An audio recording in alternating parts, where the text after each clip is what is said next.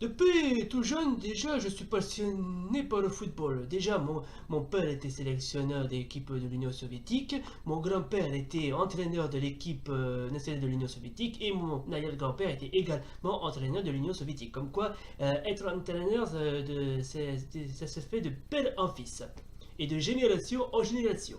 Voilà. Oh, c'est fascinant à quel point je m'en bats la couille. Ou sinon, je peux vous dire que j'étais aussi sélectionneur de l'équipe de la nationale de l'Union soviétique à l'époque où j'étais entraîneur adjoint avant de devenir véritablement sélectionneur de l'Union soviétique. Et c'était le parti également qui m'avait proposé pour une bouchée de pain et une petite poignée de vodka. Et donc, la première fois que j'ai entraîné cette équipe, c'était contre la Bulgarie. Et à cette époque-là, les Bulgares étaient très féroces, très enragés. C'était vraiment l'une des meilleures équipes que j'ai jamais rencontrées. D'ailleurs, on l'avait gagné haut la main, si je puis dire. Je me souviendrai toujours de cette équipe que franchement qui était vraiment exceptionnelle, à savoir l'équipe de la Bulgarie. C'est vrai, c'était vraiment, bon, c'était pas vraiment l'équipe la meilleure qu'on avait vraiment affrontée, mais cette équipe avait vraiment un très bon jeu, hein. Et pourtant, c'est quand même rare de voir un petit pays de l'Europe de l'Est affronter une équipe de haut calibre comme la nôtre. Franchement, mais les joueurs qui savaient jouer à ce football étaient vraiment impressionnants. Mais c'était sans compter sur notre équipe nationale qui avait, que je vous rappelle, avait un excellent jeu et une excellente attaque. En gros, si vous voulez, nous avons employé une stratégie qui s'appelle la stratégie du rideau de fer qui consiste à durcir les défenses. Alors des fois ça marche et des fois ça ne marchait pas très bien, mais bon, qu'importe, on savait jouer à notre niveau. Vraiment, on avait quasiment employé des mesures draconiennes pour durcir notre défense afin de mettre plus de défenseurs et plus d'attaquants ainsi que plus de milieux de terrain. Et c'est comme ça que nous avons remporté ce match sur le score sans appel de 1-0. Vraiment, j'ai vraiment beaucoup apprécié ce match. C'était vraiment le meilleur souvenir de ma vie. Nous avons rencontré pas mal d'adversaires et pas mal d'équipes avec des joueurs et aussi très expérimentés. Ça va à l'encontre de l'Italie, par exemple, qui est vraiment une excellente équipe, qui met à la fois un excellent jeu, une excellente stratégie. Bref, la meilleure équipe de la Méditerranée. Alors, les Italiens, je ne vais pas faire de mauvaises critiques, ils avaient aussi un très bon jeu mais parfois, ils arrivaient parfois à sous-estimer leurs adversaires, mais c'est bon, c'était sans compter sur des joueurs de grand talent comme Baresi, Baggio ou encore Zeroberto, mais vraiment, c'était voilà, l'équipe que j'ai vraiment apprécié le plus, mais vraiment. Alors, à l'instar des autres équipes européennes, les Italiens avaient vraiment un très bon jeu. Mais c'était vraiment une équipe très soudée qui savait jouer le jeu. Hein, mais vraiment. Hein. Alors, bien sûr, nous avons bien sûr appliqué la stratégie du leader de le fer qui, je vous l'appelle, consiste à durcir les niveaux, les défenses et aussi à essayer de ne pas laisser les joueurs adverses prendre le ballon. Bien sûr, c'était vraiment pas une très bonne stratégie, mais au moins c'était vachement efficace. D'ailleurs, c'était les camarades du Parti communiste qui m'avaient conseillé. Et résultat, ça a toujours été très efficace. Mais vraiment. Et surtout que la plupart des adversaires qu'on a rencontrés avaient vraiment eu pas mal de fils à retordre. Hein. Mais vraiment. Alors bien sûr, bien évidemment, cette stratégie quasiment imparable consiste à mettre en alerte les défenses. Et c'est comme ça que nous avons réussi à battre difficilement l'équipe d'Italie sur le score sans un bal de 1-0. Mais vraiment, cette équipe était vraiment assez jouable, qui savait bien gérer. Mais malheureusement pour eux, ils ont sous-estimé la puissance de l'armée rouge. Ou sinon, je peux aussi vous parler d'une autre équipe qu'on a déjà affrontée, c'était bien sûr l'équipe du Brésil, qui vraiment, pour moi, était l'une des équipes les plus dures à battre. Franchement, c'était vraiment une excellente équipe aussi. Franchement, les équipes qu'on a affrontées étaient vraiment de très très haut niveau. Hein. Et surtout qu'il ne faut pas oublier que la CLSAO, c'était vraiment une équipe qui était plusieurs fois championne du monde.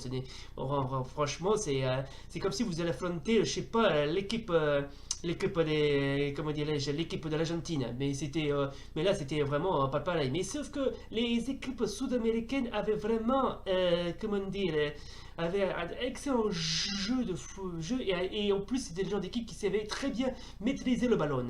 Oui vraiment, c'était vraiment une excellente équipe.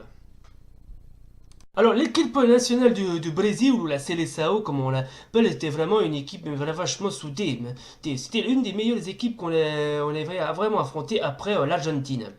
En 78, bien évidemment. Hein. Et il faut dire que, franchement, les joueurs de l'Amérique sud-américaine avaient vraiment un excellent jeu, un excellent potentiel, mais c'était vraiment la meilleure équipe qu'on ait jamais affrontée. Alors bien sûr, je peux bien sûr vous présenter de nouvelles stratégies. Nous avons utilisé la technique des jeux d'échecs qui consiste à malmener les équipes et essayer de les faire tourner en bourrique jusqu'à ce qu'on puisse marquer un nouveau but. Et c'est pour cette raison que nous avons remporté le match. Mais le match était assez compliqué, mais ça va, on a réussi à le gérer. Et tant mieux d'ailleurs. Mais franchement, c'était vraiment un très bon match, je garde un très bon souvenir. Mais c'était son côté contre une équipe très expérimentée, comme par exemple l'Allemagne de l'Ouest aussi. D'ailleurs, qui est vraiment aussi une très belle équipe. Franchement, je garde un excellent souvenir, mais vraiment. Hein. Et surtout que c'était vraiment à l'époque où les chefs du parti m'avaient demandé de d'affronter une équipe de haut calibre, à savoir l'Allemagne de l'Ouest. On aurait préféré l'Allemagne de l'Est, mais malheureusement, comment dirais-je, elle n'a pas accepté, voilà.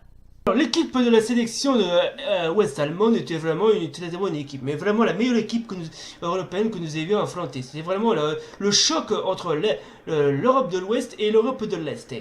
Et bien évidemment, c'était vraiment la meilleure affiche qu'on a le temps à rêver. Surtout qu'il y avait un excellent public, d'excellents joueurs, d'excellents arbitres. Et surtout qu'on était encouragé par les dirigeants et camarades du parti qui insistaient à nous encourager, et aussi pour nous encourager afin que nous puissions battre les Allemands.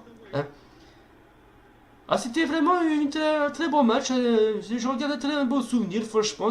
Et bien évidemment, on a pas mal assisté pour utiliser de diverses stratégies, notamment la stratégie du leader de fer et la technique des jeux d'échecs. Ouais, parce que mine de rien, le football c'est bien, mais ça ressemble beaucoup au jeu d'échecs.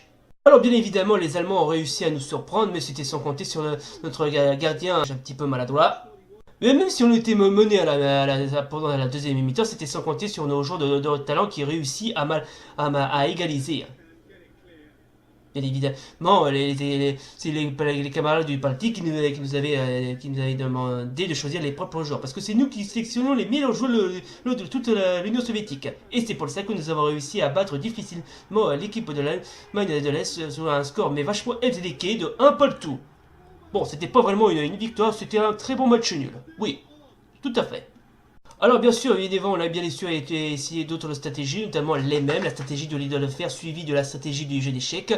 Et c'est pour ça que nous avons réussi à malmener les Irlandais, mais vraiment, c'était vraiment un match vraiment compliqué, mais vraiment. Hein. Bon, c'était pas la guerre, c'était pas non plus, comment dirais-je, une grande bataille, mais c'était vraiment pas évident.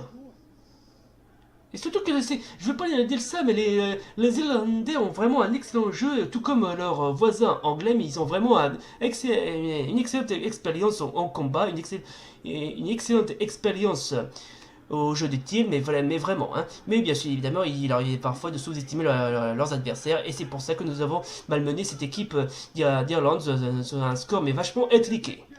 Mais il y a des moments où on a eu des périodes extrêmement difficiles, voire quasiment délicates, comme par exemple, je pourrais vous parler une fois que nous avons affronté l'équipe de la République d'Irlande, qui était pour nous une véritable, était vraiment pas évidente. Cette équipe était vraiment difficile à battre, mais vraiment, hein, jamais vu une équipe aussi difficile à battre. Enfin, si on n'avait pas le choix, c'était soit ça ou l'Angleterre. Alors bien sûr, évidemment, on a bien sûr essayé d'autres stratégies, notamment les mêmes, la stratégie de l'idole de fer suivie de la stratégie du jeu d'échecs. Et c'est pour ça que nous avons réussi à malmener les Irlandais, mais vraiment, c'était vraiment un match vraiment compliqué, mais vraiment. Hein. Bon, c'était pas la guerre, c'était pas non plus, comment dirais-je, une grande bataille, mais c'était vraiment pas évident. Et surtout que, je veux pas dire ça, mais les Irlandais ont vraiment un excellent jeu, tout comme leurs voisins anglais, mais ils ont vraiment une excellente expérience en combat, une excellente expérience au jeu de tir, mais vraiment. Hein. Mais bien sûr, évidemment, il arrive parfois de sous-estimer leurs adversaires, et c'est pour ça que nous avons malmené cette équipe d'Irlande sur un score mais vachement intriqué. Parfois, être entraîneur, c'est très compliqué, et c'est même pas évident. Et parfois joueurs de se diriger eux-mêmes, parfois essayer de penser eux-mêmes, et parfois même essayer de trouver une meilleure stratégie pour battre n'importe quelle équipe.